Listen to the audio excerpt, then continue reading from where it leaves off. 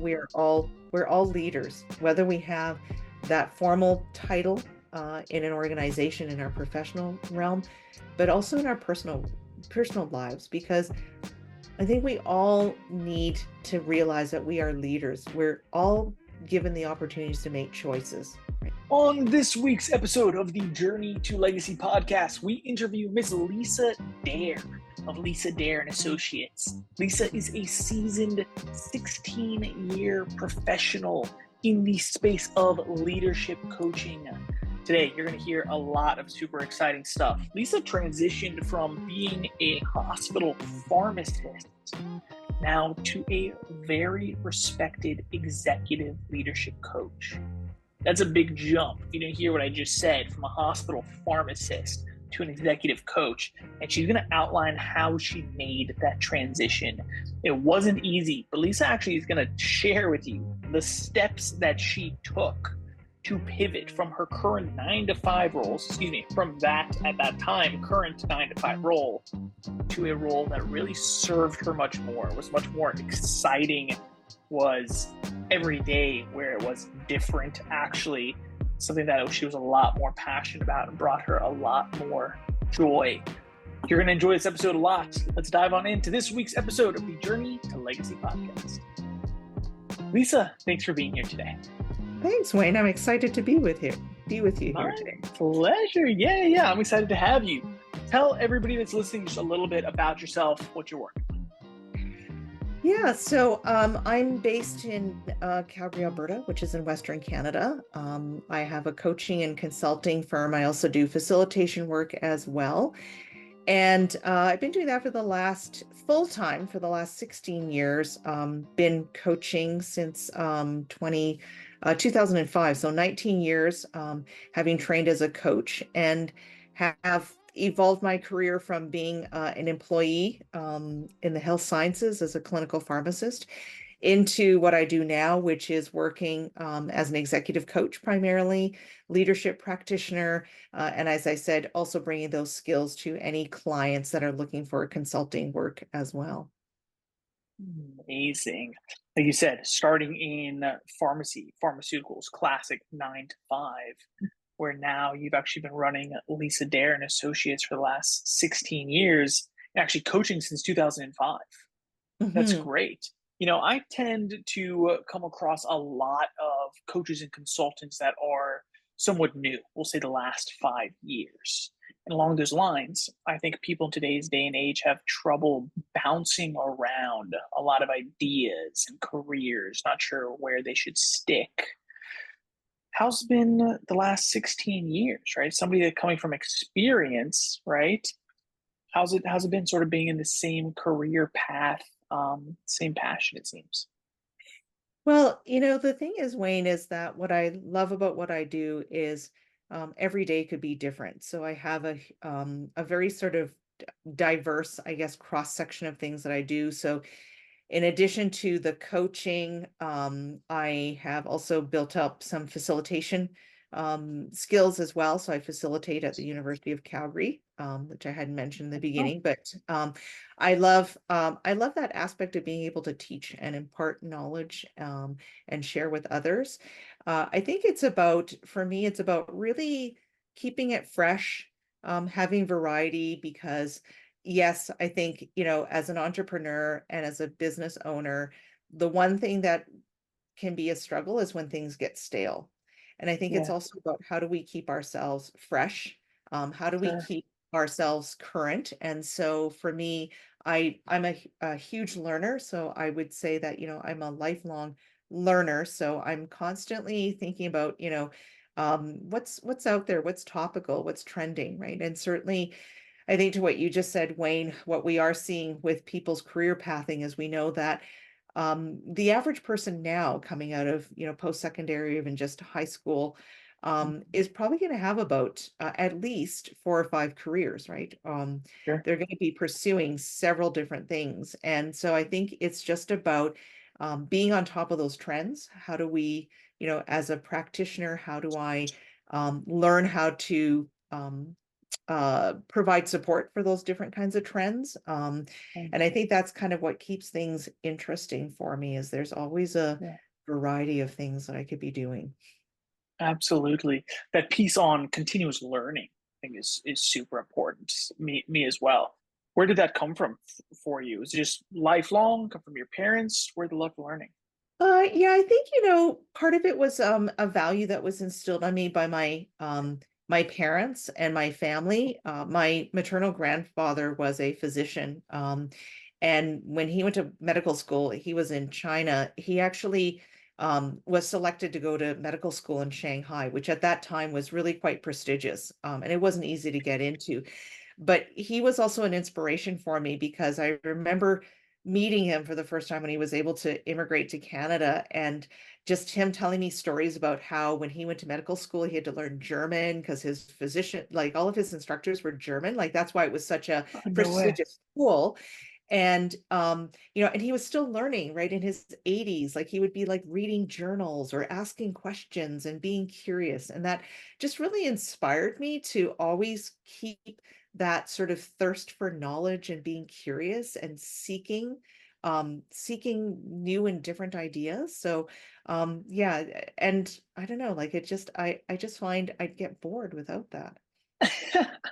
I so agree with you. For people that don't have that natally, they didn't have that grandfather or parent, how can we try and teach people to keep learning, right? Sadly, too many people think that once school's over, learning's over.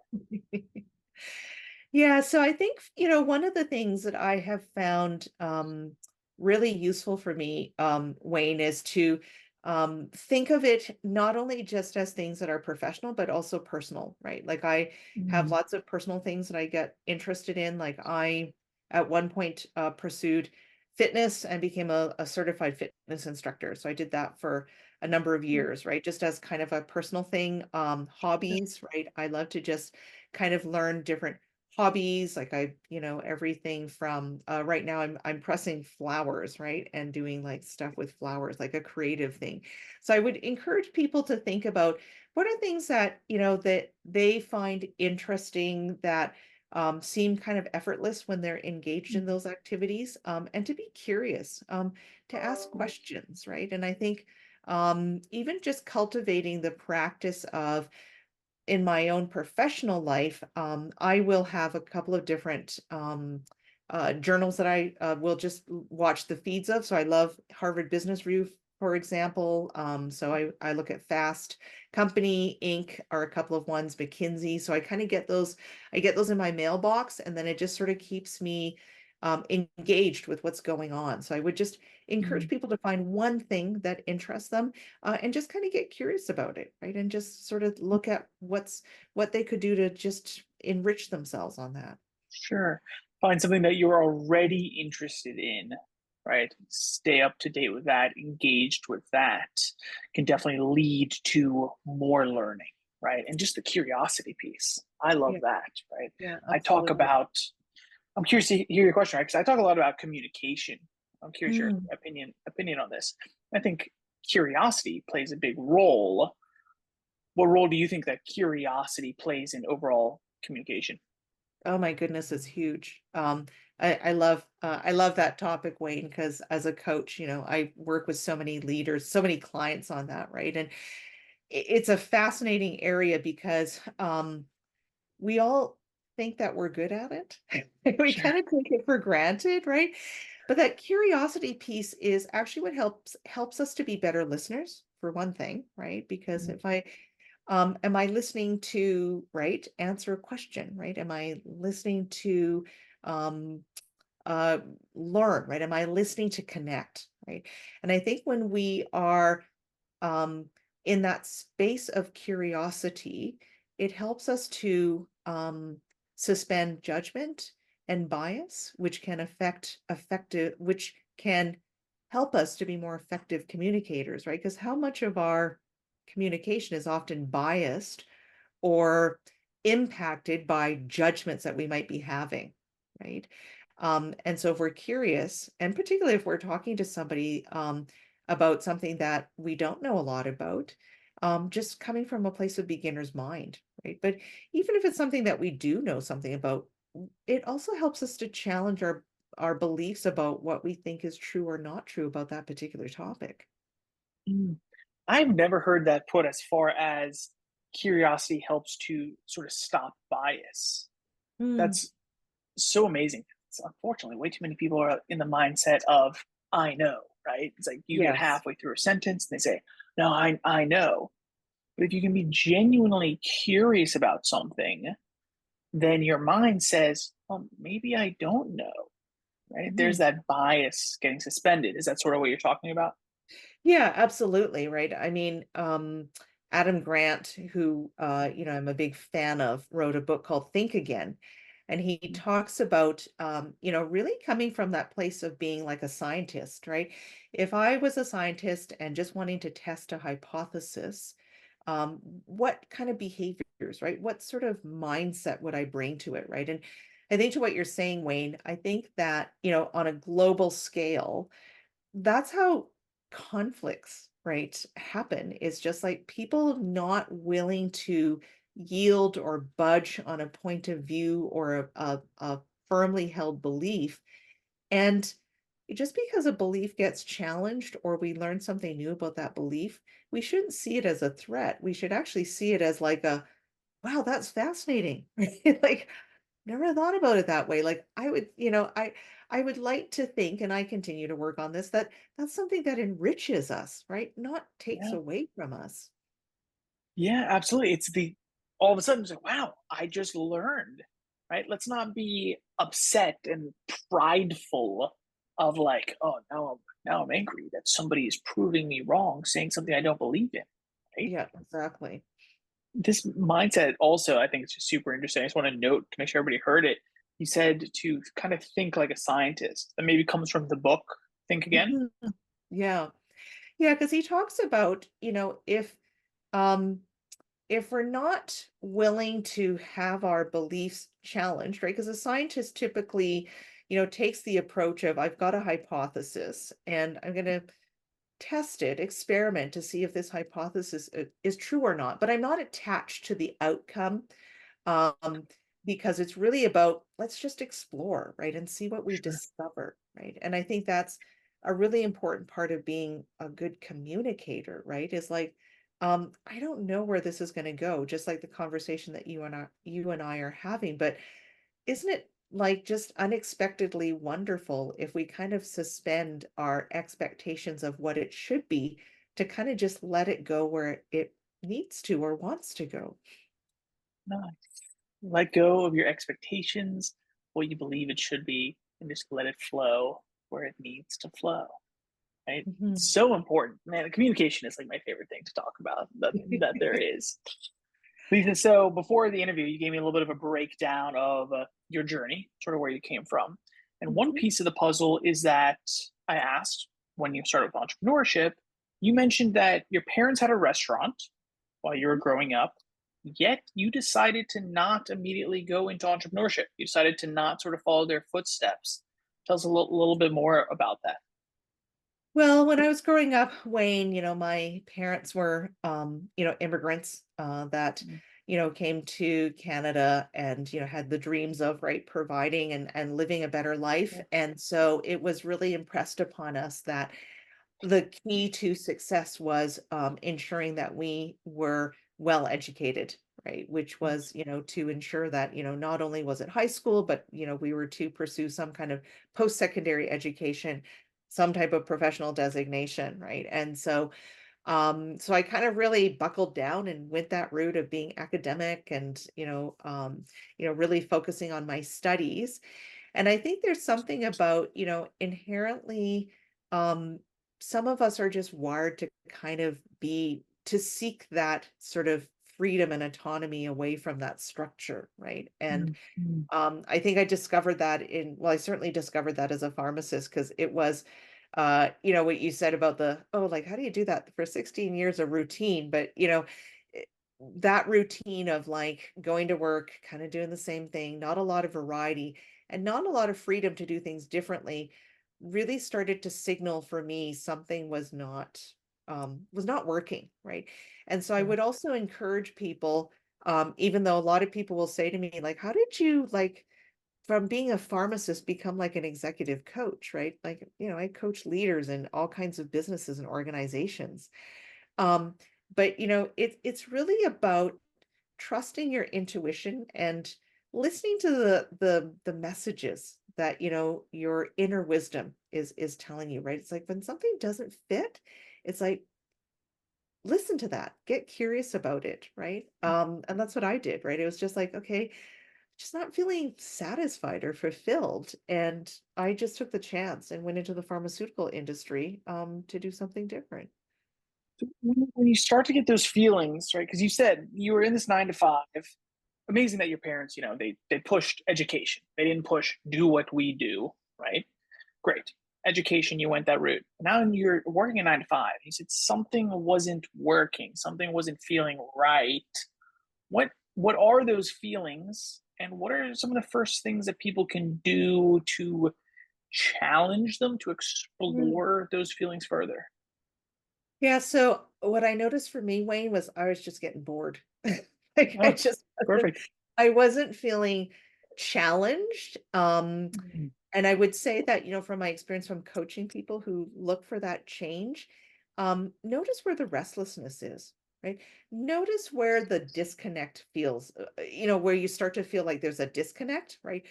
I would say that, it's just like, yeah, there wasn't a lot of joy, right? Like it was like wow, great. that sort of like, okay, right? Like I love the people I work with. I loved that part of it, but the work itself just was not Mm, meaningful for mm, me. So I would encourage people if they start to feel that sort of restlessness, just not connected to what's going on, right? Just not mm, themselves. Um, you know, talk to somebody about it, right? Or maybe do a little bit of work around just discovering your identifying your own values and looking at mm, is what I value showing up or being honored or connected to what I'm doing. And if it's not there, start to dig a little bit deeper, right? And it's okay to reach out for help, right? There's yeah, lots of people that work with individuals around that, lots of stuff online that people can look into to just start to look at what would line up for me, like what would be a better yeah. fit. Yeah, absolutely. Wow. So yeah, listen to your intuition. Restlessness, disconnect, even like a lack of joy. Start to listen. And I love just the simple advice of talk to somebody. There's nothing wrong with that, right? Just talk it Yeah. out loud. I brought this subject up the other day to somebody, but how do you feel about the stigma of talking to oneself? Literally out loud, talking to oneself. Mm. Well, there's always the joke, right? It's like it's fine as long as you don't answer. But I think, what's interesting about that, Wayne, is I will get so many coaching clients that will say when they say something out loud, it seems so different than the conversation they're having in their head. So Mm, there's something very powerful about when you articulate something out loud where and you hear it back, you sort of go like, "Whoa, like I like that feels kind of strange to hear it, right?" Or it's having an impact on me, right? So um I would say, to your question, Wayne, one of the ways that I would encourage people to um, think about that or pursue it is to journal, right? yeah, And if somebody's not a journaler, I wouldn't say that like I'm a big journaler. I love to just sometimes just go out for a walk. And if things come up, I just have my phone and I'll just talk into my phone and then nice. listen back to it, right? But I think that's one way of having a conversation with yourself. And I think it's a Yeah. really important one because that's probably the most important relationship that we have, right? Is the one that we have with ourselves. The relationship with yourself. Lisa, I love this so much. Journaling consistently. Everybody talks about journaling, and it's for a reason, right? Get your thoughts out, work through them. Going for a walk, another one that I absolutely love. And then you took the words right out of my mouth as far as with your phone and recording audios on your phone. I don't personally love to write. And so I do little audio, sometimes video, quote unquote diary entries. And I almost never go back and listen to them. But it's a, it's some sort of a purpose, quote unquote purpose for me to do it, to just talk to myself. Actually, it's like, no, I'm recording a diary entry. It's like, no, you're just talking to yourself, Mhm. honestly. Yeah, Yeah, which absolutely. is great. And so when you were a pharmacist, right, you started feeling like something wasn't working. You made a pretty big leap, or not leap, transition to executive coaching that you mentioned earlier. How did you land in that direction, in that field? Yeah, so I mean, in between that, Wayne, I went into the pharmaceutical industry. So I spent about Mm, 10 years there on the sales side. And in my last, with my last company, GlaxoSmithKline, I had gotten into coaching. So it was actually just part of a professional development program. And my manager at the time had suggested, why don't you take a coaching course? And I'm like, okay, like it lined up with our competencies that okay. we were being assessed on. And so I took this course, and then I discovered after taking the workshop, it was like, oh, I do some of that already, and this woman gets paid for that. So I was really fascinated by that. So I had a conversation with her, and I said, how would I even get into this? Right. And she said, oh, well, there's coach training programs now. There was one at the university where I took the course. And I interviewed a couple of people who did the program, and that's how I subsequently got into coaching. So the original Mhm. plan was I wanted to become an internal coach within my organization. Um, that got foiled because we had a downsizing within our sales force, Oh, and I was impacted. But mm, same day, this is like absolutely true. The same day that I got my severance package, I got my certification results in the mail. It's just saying that I was a certified coach, right? So I was uh, like, oh my gosh, the universe is like opening a door for me. So yeah, I'm gonna walk through it and see where it takes me. So that was the wonderful. the the journey. Wonderful. And so now, it's almost a fortunate situation that happened to you.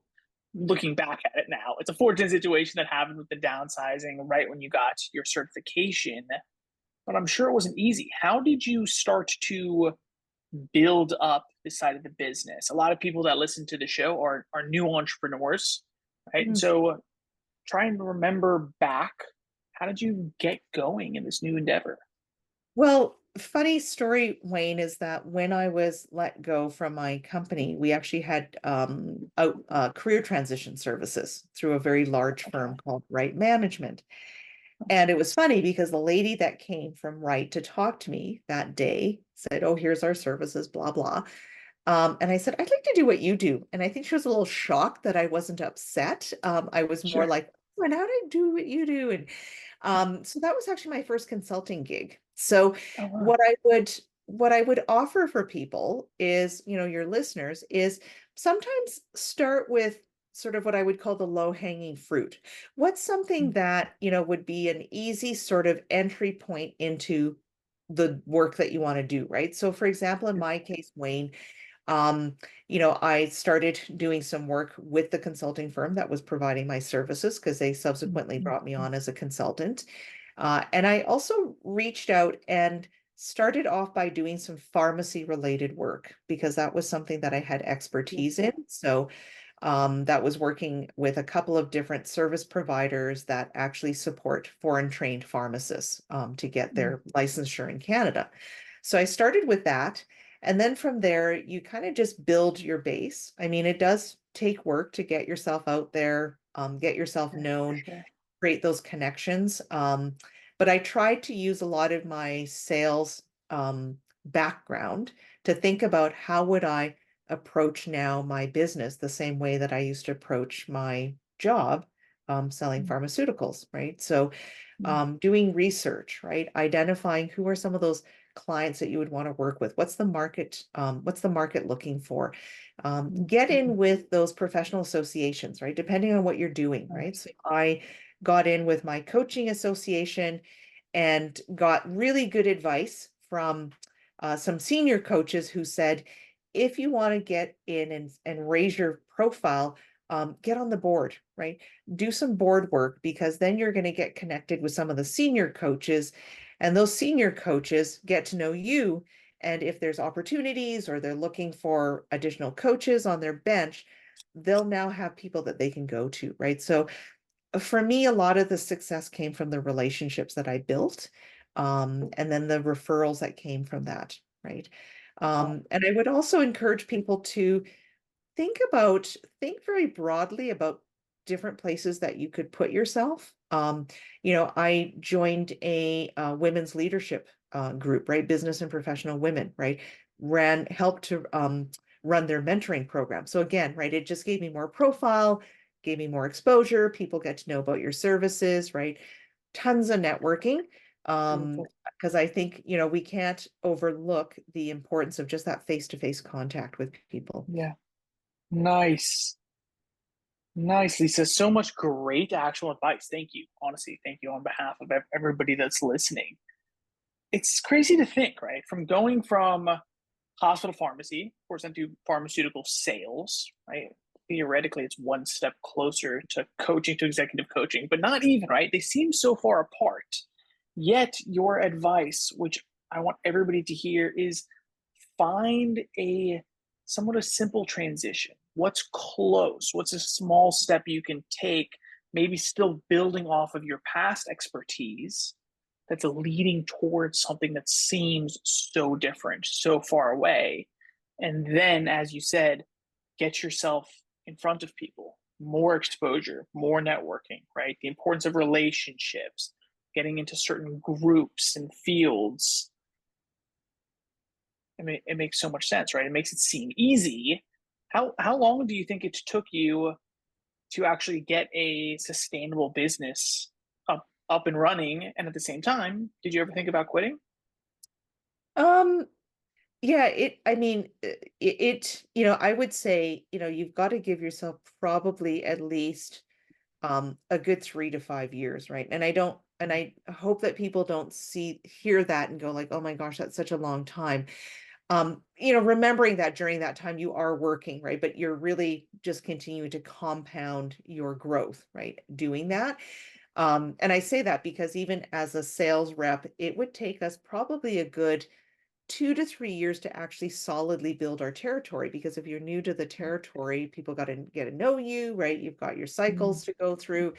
So I'd say it's a good 3 to 5 years. Did I ever think about quitting? I didn't, but I also had the advantage, Wayne, of I maintained my pharmacy license through that period. So I knew that I had a fallback, right? And that can okay, be a strategy for people as well, is maybe have some sure. type of a fallback. But there's also no shame in what one of my colleagues said was sometimes you take the jobs that are anything for money, right? Mm, I have a colleague who is a coach, but she's a lawyer, right? So she will sometimes take legal contract work to just kind of supplement if she's still kind of trying to build her business, so she'll do that. And we sort of sure. laugh about it, but I would also say it's kind of like trying to be an actor, right, or an actress, right? It's like Yeah, sometimes you take sort of like a job, survival job, to get you going, and then it helps propel you to where you want to get to. I have so much respect for those individuals that do that. There's unfortunately a lot of people in the world that look down on that, or they think to themselves, "Oh, I'm too good to get a waitressing job." That's actually going to propel your dreams forward. Like, Mhm. come on. So, at least it's amazing that you didn't, like you said, you had a fallback, so you didn't think about quitting. But I know for a fact a big lesson that you learned was to not listen to naysayers, right? To people that are trying to bring you down. Yeah, because I mean, you get when I first started and where I live, oil and gas is a very predominant industry, right? And I know we all have different opinions about that, but you are going to think about, obviously where you are, depending on what it is that you're doing, what are sort of the, big players, right, in your industry, what you want to do. And that's a big one, right? And very early on, I remember meeting with some women from one of the major oil and gas companies, and they were lovely people, but they were like, well, we usually only hire coaches with these credentials, and they have to understand the oil and gas industry because we're really special. Right? It's Sure, just sure. yeah, you're not, right? Because it's like I was in pharmaceuticals, we use like, businesses have a lot of similarities. And you know what? I rather than take that as I will never pursue that, I was like, okay, well, now I know something about how this industry thinks. I'm just going to go out and, you know what, create some more connections and Mm, mm, start smaller, right? Maybe I don't get that nice. sort of big contract that I thought I might, but I start with maybe coaching a few leaders in smaller companies of the same industry. Wonderful, Then you start to wonderful. build that portfolio, right? So Nice. I think it's just really important for people to know there's always going to be people that'll be negative and want to bring you down. But you get to choose whether or not you listen to that or not, right? So Choose whether you're going to listen to it or not. There's always going to be those people, right? But if you have a belief, you have a passion, you're going to find a way, mhm. right? Lisa, I think that's a super important message, right? One that I want everybody to remember and take away and go with their entire life along the same lines, right? That's sort of the idea of what legacy is, right? And so I always Absolutely. like to finish up every episode to talk a little bit about legacy. And so why don't you tell all the listeners what legacy means to you and what the legacy is you want to leave on this world? Yeah, so I mean, legacy for me is really about creating impact of some type, right? And impact that is going to extend beyond my lifetime, right? And that others will feel so moved by that they will take it forward and continue to grow it and sustain it, right? So Yeah, whatever that is, right? And I think yeah. that's what it is that it leaves some kind of lasting impression that others will feel moved to continue to move forward. A lasting impression impact that others will continue to move forward. What do you know yet? What that lasting impact specifically that impression is that you want to live?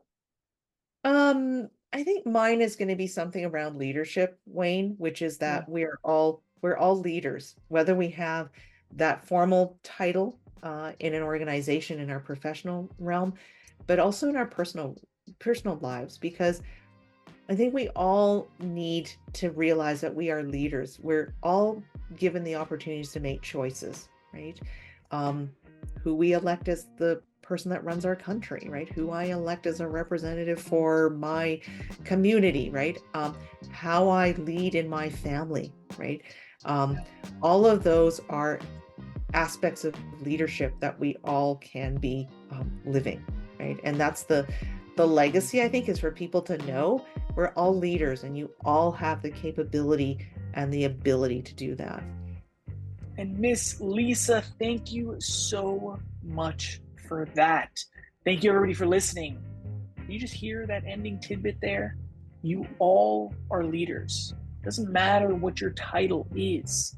If you're a business owner, if you're a manager, if you're a 9 to 5 employee, you're still a leader, whether it's in your personal or your professional life.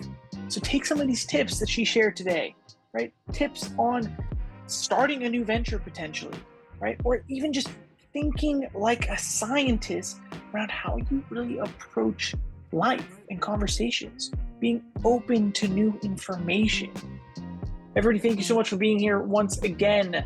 If you want to learn more about leadership, about communication, about making a difference in this world, I want to invite you to come and check out the Journey to Legacy community. There's a link down in the description, or you can go check out journeytolegacy.org.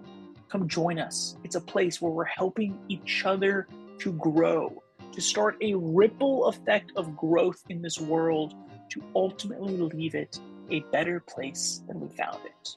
Check us out, journeytolegacy.org. Until next time, my name is Wayne Veldsman. I'll see you later.